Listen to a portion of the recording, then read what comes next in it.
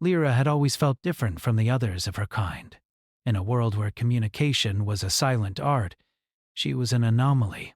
While most of her peers expressed thoughts and emotions through gestures, subtle vibrations, and complex devices that translated neural signals, she spoke with her mouth. Every word, every sound, marked her as something strange, something almost unwelcome. Her voice, though beautiful in tone, was seen as a primitive relic. The others would tilt their heads in confusion or mild disdain whenever she tried to converse. They did not understand the value of what she possessed. Lyra had grown up learning to hide the natural gift that made her different. In her early years, she had tried to join group activities, moving her hands and using her mind as everyone else did, but her voice would sometimes escape in small, involuntary murmurs. The other children would whisper among themselves, their eyes filled with curiosity and subtle judgment. Teachers, too, though kind in their own ways, often frowned when Lyra spoke aloud. It was considered unnecessary, inefficient, and odd. Yet Lyra could not silence herself completely. Her mouth shaped words before she realized it, as if the sound had a life of its own. She had learned to be cautious, careful, and mostly quiet in public. At home, she practiced speaking aloud when no one else was around, repeating words and sounds, listening to the vibrations of her own voice. It gave her a sense of freedom, a small escape from a society that could not comprehend her gift. Her world was technologically advanced. Cities shimmered with light, buildings curved like the hulls of ships, and transport systems moved without drivers or pilots, responding to thought patterns and subtle hand gestures.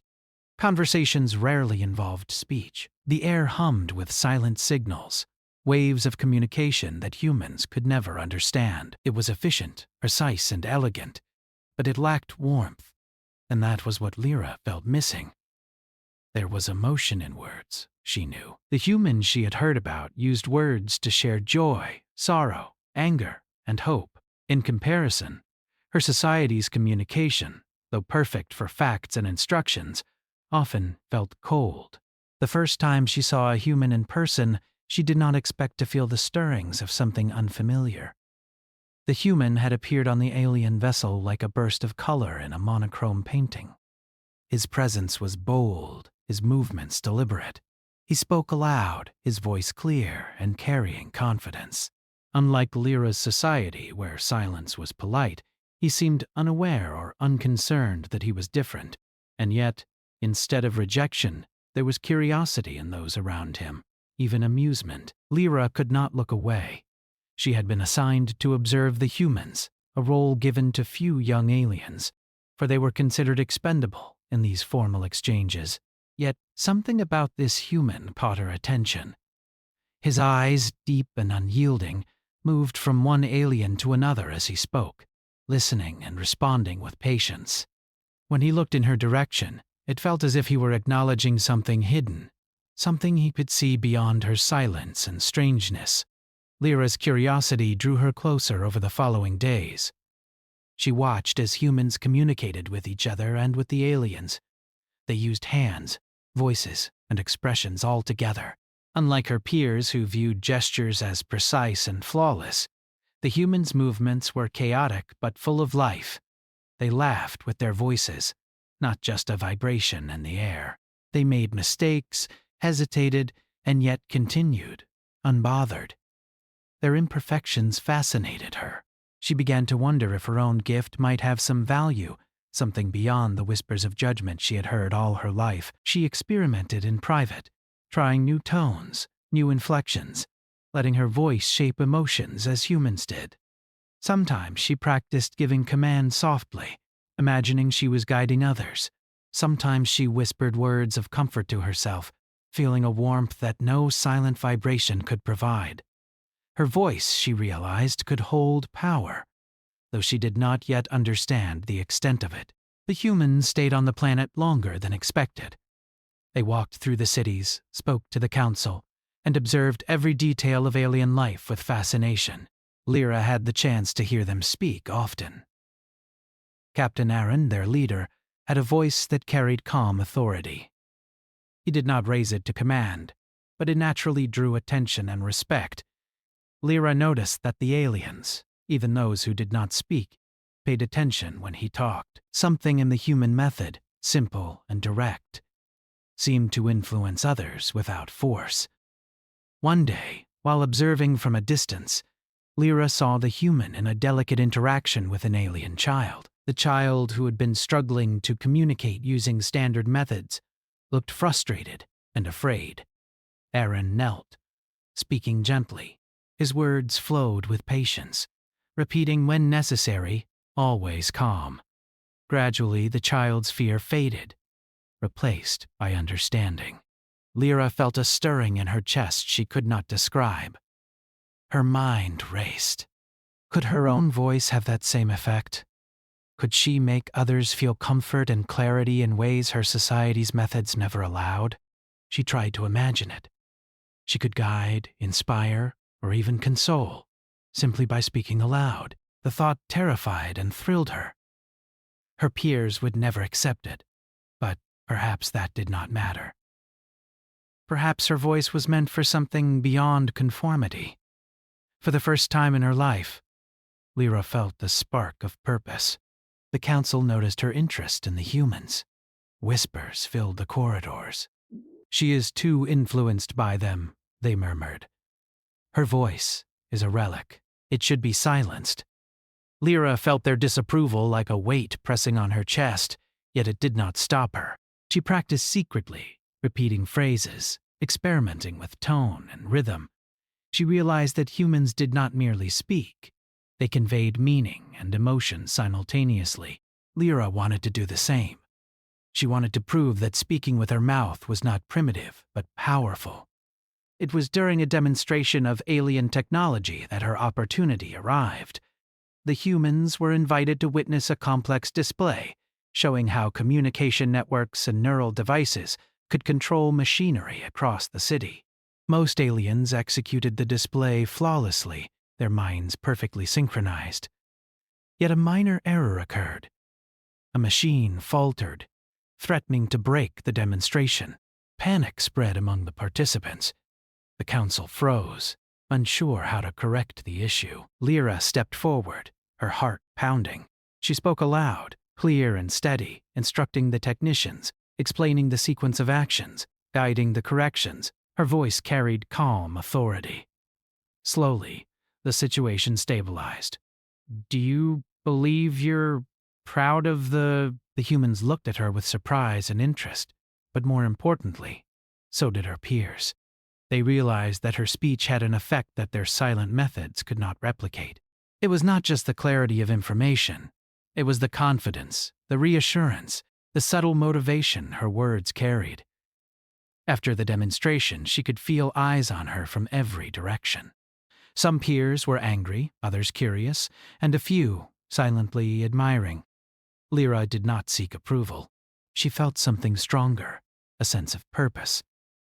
Her gift, once a source of isolation, had become a tool, and it had come from watching humans, from observing a different way of existing in the world. That night, Lyra sat alone, replaying the day's events. She whispered to herself, practicing inflections, experimenting with subtle emotions in her voice. She imagined guiding others, helping them understand and connect. For the first time, she believed that her mouth, her voice, could change her world.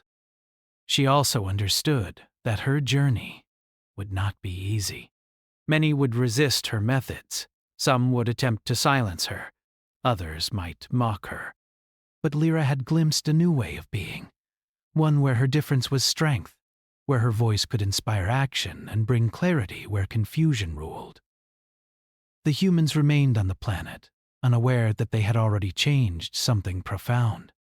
They had shown Lyra a purpose she had never imagined. And she, in turn, had begun to see the first steps toward using her voice to transform her society. It was a small beginning, fragile and uncertain, but it was hers. And Lyra knew that no matter what happened, she could never go back to being just another silent alien. Lyra woke early that morning, her mind buzzing with excitement. The events of the previous day still echoed in her ears. The calm authority of her own voice had changed the outcome of the demonstration. For the first time, she felt that she had a purpose beyond being merely different. Her heart raced as she thought about what she could do with her gift. But there was also a quiet fear. She knew not everyone would accept her, and some might even resent the change she represented. She dressed carefully, smoothing the folds of her uniform, and walked to the observation deck where the humans were staying. The council had allowed her to study them more closely, but with caution. Lyra's curiosity had grown into a quiet determination. She wanted to understand how humans use their voices, not just for commands or instructions, but for expressing ideas, feelings, and encouragement. She had always known that words carried information, but now she sensed they carried something deeper: life. Captain Aaron was already there, speaking to one of the younger aliens who seemed nervous. Lyra watched silently, noticing the way his voice flowed gently, reassuring the alien. He did not raise it, yet every word seemed to guide and calm. The alien relaxed, nodded, and followed his instructions. Lyra felt a warmth in her chest she could not name. She realized that what humans did with speech was not just practical, it was personal. It built trust, understanding, and connection. Gathering her courage, Lyra approached Aaron. "Good morning, Captain," she said aloud, her voice slightly trembling. The sound surprised her even as she spoke it. The human turned, and his eyes met hers with calm attention. "Good morning," he replied with a smile that was both kind and curious. "I'm glad to see you. I heard about what you did yesterday. That was impressive." Lyra felt her cheeks warm. I just tried to help. I didn't know it would work." Aaron nodded. "Sometimes trying is enough. The important thing is that you acted when others hesitated. That takes courage, and courage can inspire people to follow." The words struck Lyra in a way she had never experienced. Courage could inspire. She thought of all the times she had remained silent, afraid to use her voice. Maybe, she realized, that silence had kept others from seeing her true potential. She looked at him and asked, almost without thinking, Can you teach me? Teach me how to speak like you, to inspire?" Aaron's smile grew. "I can try. But it is not about copying me. It is about finding your own voice. You already have something powerful. You just need to learn how to shape it." They began to work together each morning. Aaron asked her to speak phrases slowly, adding emotion to her words, emphasizing certain ideas, pausing when needed. He taught her that the rhythm, tone, and even small pauses could make words more powerful. Lyra practiced tirelessly, her voice trembling at first, then growing steadier. Sometimes she stumbled, forgetting the lessons or losing confidence, but Aaron never scolded her. He guided her gently, correcting, encouraging, and always listening.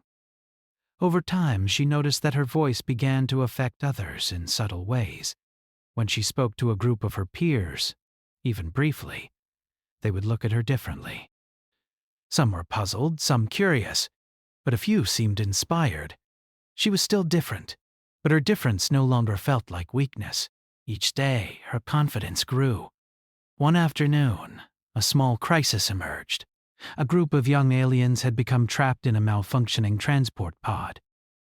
The devices that usually controlled their minds to guide the pods had failed, leaving them unable to escape. Panic spread quickly among the workers. Lyra's peers hesitated, unsure how to respond. Lyra stepped forward. Her voice was soft but steady as she spoke to the trapped aliens. "Stay calm. Listen to me. Follow my words, step by step." Her instructions were clear, precise, but more than that, they carried reassurance. Slowly, the trapped aliens began to follow her guidance, moving carefully and confidently. The panic faded. The rescue was completed without harm, and Lyra felt a thrill she had never known. She had not only given directions, she had given hope. The humans were watching. Aaron approached her afterwards. You did wonderfully. You didn't just speak, you led. Odd. That is what I meant when I said courage can inspire. You are beginning to understand it. Lyra's heart soared. She realized that speech was more than communication. It was action. A human could speak and change the outcome of events simply through words. She wanted to do the same for her people, to show that speech could unite, guide, and reassure. However, not everyone approved of Lyra's progress. The council had been observing, and whispers grew louder each day. She is influenced by humans, they said. Her voice is dangerous. It is unnatural. A few peers also mocked her behind her back, calling her primitive and childish. The words hurt, but they no longer frightened her as they once did. She remembered Aaron's lessons, confidence, patience, and purpose. She would not let doubt control her. One evening, as she practiced alone in the training hall, a young alien approached her. I wanted to thank you, he said quietly. Yesterday, when you helped us, I felt safe. I never felt that way before. Lyra smiled. That is why I am learning, she said, to help others, to show them that even small differences can make a big change. The young alien nodded, and for the first time, she felt not just acceptance, but connection. The humans held a small event to observe alien leadership styles. Many of Lyra's peers were chosen to demonstrate their skills. Lyra was hesitant to join. She feared backlash. But Aaron encouraged her. You have grown since we met. Don't hide now. Speak, and let others see what you can do. When it was her turn, Lyra stood before a group of her peers and the humans. She began to speak, slowly, clearly, and with purpose. She guided the group through a complex task, giving instructions while also encouraging and reassuring. She emphasized each word, letting it carry meaning beyond mere information. Her audience listened. At first, some were skeptical, but gradually they began to respond to her voice. Actions became smoother, cooperation improved, and the atmosphere shifted from tense to productive. After the demonstration, there was a silence. Then, one by one, her peers nodded in acknowledgement. A few whispered apologies for doubting her. Some even asked to learn from her. Lyra realized that the humans had shown her not only the value of speech, but also the power of purpose. Her voice was no longer just a personal gift. It could inspire, lead, and unite. That night she reflected on her journey so far, from being an outcast with a strange talent to someone who could guide others. She had come far. She remembered Aaron's words, finding her own voice, shaping it, and using it with courage. She understood now that it was not imitation that mattered, but authenticity. Her voice was hers, shaped by her experiences, her thoughts, and her heart. She also knew that challenges were still ahead. Not everyone would embrace this change. Some would resist. Others might try to suppress her voice. But Lyra felt ready. She had a purpose now, a reason to use her gift fully, not just for herself, but for others. She wanted to show that speech, when used with courage and intention, could create understanding where silence failed. Over the following days, Lyra continued to practice, experiment, and teach others who were curious. She worked with humans and aliens alike, learning the nuances of tone, timing, and expression. She discovered that the power of speech was not just in the words themselves, but in the confidence behind them, the emotion they carried, and the way they could inspire action. Her relationship with Captain Aaron grew into a quiet friendship built on mutual respect. He did not lead her, he guided her. He encouraged her to think independently, to question, and to grow. And Lyra realized that this was part of what made humans remarkable. They valued individuality, courage, and purpose. One morning, she overheard the council debating her progress. She is changing our society in ways we cannot control, one elder said. Her voice, it has influence, another replied. Perhaps influence is not always bad. Perhaps we need change, not fear it. Lyra did not intervene, but she felt a quiet satisfaction. She had already begun to shift minds, one word at a time.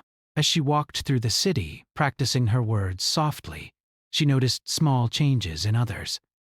People listened more attentively, worked more cooperatively, and even smiled in response to her encouragement. Lyra realized that inspiration was contagious. Her voice, once a source of isolation, was now a tool for connection. And in her heart, she knew that this was only the beginning. There were larger challenges ahead, greater tasks that would test her courage and her skill. But she also knew that she had discovered something extraordinary, a purpose born from observation, practice, and the guidance of a human who believed in the power of words. For the first time, Lyra felt truly capable. Her mouth, once seen as a flaw, was now a beacon, and she could not wait to see where this journey would lead next. The city had never been quieter. Lyra could feel it in the streets, in the air, and in the small vibrations that rippled through the buildings. Something was wrong. A sudden storm unlike any they had experienced before had formed on the outskirts of the city, moving quickly, driven by strange winds that twisted and roared with unpredictable force. The normally calm and precise alien systems were failing to respond. Machines that were supposed to stabilize the weather were malfunctioning. Transport pods stalled, gates refused to open, and even the networked communication systems that relied on silent signals began flickering. Panic spread faster than the wind itself. Lyra watched from the observation deck as chaos unfolded. Peers who had once mocked her now rushed about in confusion, trying to coordinate the city's defenses. The council elders gathered in their chambers, issuing orders in rapid neural signals that barely reached the ground workers in time. It was a test of efficiency, and the system was failing. A human scout arrived breathless. "Captain Aaron!" he shouted. "This is bigger than we thought.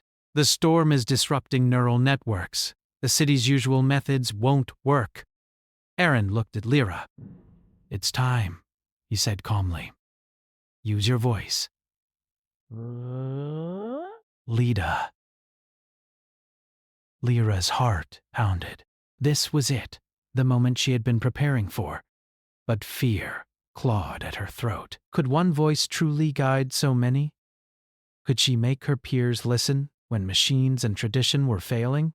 She took a deep breath, feeling the vibrations in her chest, feeling the power of the sound she had been practicing for months. "Everyone!" she shouted, her voice cutting through the rising wind and chaos. Listen to me. Follow my words, step by step. "Stay calm, and we will get through this together." Her voice carried authority, yet it was gentle. It reached the young technicians struggling with transport pods, the construction teams trying to stabilize collapsing buildings, and even the council members issuing frantic instructions. Lyra gave clear directions, repeating when necessary, emphasizing calmness and confidence. Slowly, like droplets forming a stream, the chaos began to organize. The humans watched in awe. Captain Aaron said, "She's doing it. She's leading them." Lyra felt a surge of pride, but she pushed it aside. There was no time for celebration. Every second mattered. She moved from group to group, guiding and encouraging. "Hold the scaffold steady. Move slowly. Communicate with your hands, but listen to my voice first." Her words were simple, but the combination of clarity, emotion, and timing gave them weight. Slowly, her peers began to trust her, following instructions that just moments ago would have seemed impossible. A transport pod was stuck between two levels of a collapsed platform. The young technicians hesitated, their neural links confused. Lyra knelt beside them, her voice steady. "One step at a time. Move together. Lift carefully, then stabilize. I will count for you. 1, 2, 3. She counted aloud, letting her tone rise with encouragement. The pod moved inch by inch, and when it reached safety, the young technicians smiled, relief washing over their faces. For hours, Lyra continued like this. The storm raged and machines failed, but the people responded. She realized that the human's lesson was not just about words, it was about presence, confidence, and persistence. Her voice became the thread that wove order into the chaos, connecting the scattered efforts of many into a single, coordinated action. By mid-afternoon, the storm had begun to weaken. The city's emergency systems, aided by human technology and Lyra's leadership, had stabilized enough to prevent major destruction. Buildings still bore scars, and some areas were damaged, but lives were saved. Lyra's chest ached from shouting, but it was a proud, deep ache. She had done it. She had led her people when tradition and technology failed. The humans approached her, smiles wide but eyes serious. Aaron said, "You did more than speak. You inspired them. That is the power I was hoping you would understand. Not just to give instructions, but to lead with courage, to show others a path through fear." Lyra nodded, exhausted but elated. I didn't know I could do this. I only wanted to help." Aaron shook his head gently. Helping is the start. Leadership is knowing you can help, even when others doubt you. Her peers began to gather around, expressions mixed with awe and newfound respect. Some whispered apologies for their earlier mockery. Others asked how they could learn to follow her example. Lyra realized that her influence had grown beyond words alone. It had created trust, a sense of unity, and a belief that together they could overcome impossible odds. Later, when the storm had fully passed, the council convened to discuss the crisis. Traditionally, such meetings were formal and controlled through silent signals, but Lyra was invited to speak. Her hands trembled slightly, but her voice was steady. "I know I am different," she began. "I know some of you question me. But today we faced a crisis that our usual methods could not handle. Words, spoken with purpose, guided our people. Together, we survived. I believe that our voices, our words, can be another tool alongside our technology to protect and guide our society." The council members were silent. Some looked skeptical, others thoughtful. Finally, one elder spoke. "Perhaps it is time we consider other ways. Today you have shown that even a single voice can shape the actions of many." Another nodded, adding, "And perhaps differences are not weaknesses. Perhaps they are strengths waiting for discovery." Lyra felt a thrill of hope. For the first time, she sensed real acceptance, not just tolerance, but recognition. Her voice was not primitive. It was powerful, purposeful, and necessary. The humans remained to assist with the aftermath, helping to rebuild damaged structures and restore the city's systems. But Lyra no longer saw them merely as guides. She was a participant, a leader, and a bridge between her people and a new way of thinking. During one quiet moment, Aaron approached her. "You did wonderfully today, but remember, leadership is not about a single moment. It's about consistency, courage, and care. Keep practicing, keep inspiring, and you will shape more than just actions. You will shape minds and hearts." Lyra nodded, understanding the depth of his words. Leadership was not a single act of bravery. It was a continuous commitment. She thought of the young technicians, of the council members, of the peers who had once ignored her. She thought of the storm, the chaos, and the fear she had helped transform into action. That night she wandered the city streets, listening to the sounds of recovery. Machines hummed as repairs were made. Aliens spoke in gestures, and some even spoke softly aloud to each other, experimenting as she had. Lyra realized that change was spreading.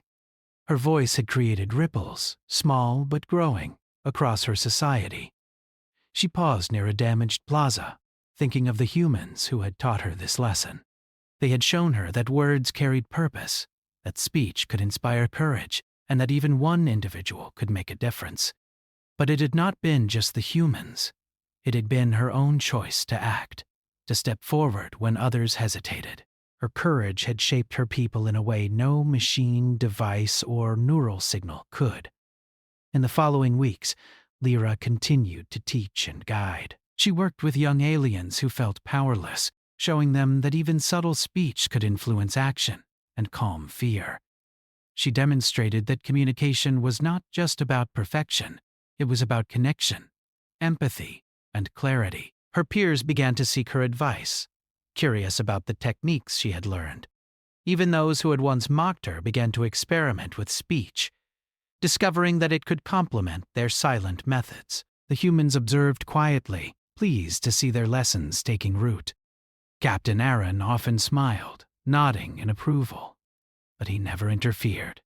He understood that Lyra's voice was her own, shaped by her experiences and choices. Lyra knew that challenges would continue. Not all would accept this new way. Some would resist change, some would cling to tradition, and future crises would test her skill and courage. But she also knew that she had discovered something extraordinary, a purpose that transcended fear, a way to connect, guide, and inspire. And as she looked across the recovering city, listening to the hum of life and the murmur of speech beginning to mix with silent signals, Lyra felt a deep, steady confidence. She had learned that one voice, used with intention and courage, could turn chaos into order, fear into action, and doubt into trust. The storm had tested her, and she had emerged stronger, more capable, and more determined than ever. Her journey was far from over, but for the first time she understood the true power of speech, not just as a tool for communication, but as a force for leadership, connection, and change. Lyra smiled quietly to herself, ready for whatever came next.